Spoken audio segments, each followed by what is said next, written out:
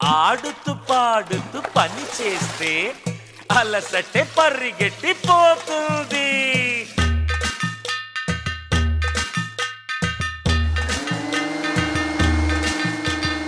ఇద్దరు దంపతులు జాబు చేస్తే లోటే పరిగెట్టిపోతుంది.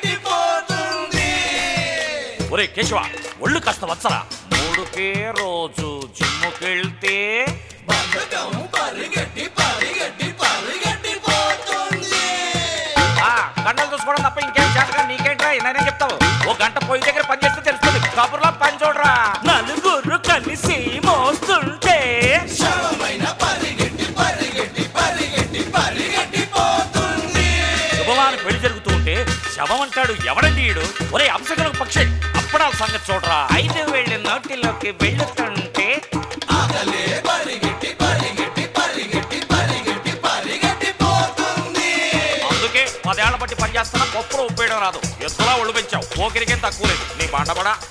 6 ఋతువులు మారుతుంటే కరువే పరిగెట్టిపోతుంది.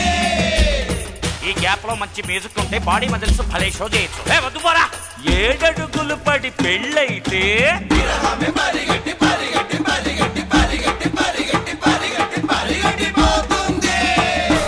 ఈ పెళ్లిలోనైనా నా పెళ్ళని ఎత్తుకోవాలరా దేవుడా. పోరా ప్యారిగా, నీ మోహన్కేవుడు పిల్లనిస్తాడు. 8వ వండరు భార్య అయితే మనసే పరిగెట్టిపోతుంది. అప్పుడు ఈ గుత్తొంకాయ చాలా రుచిగా ఉంటుంది రోయ్.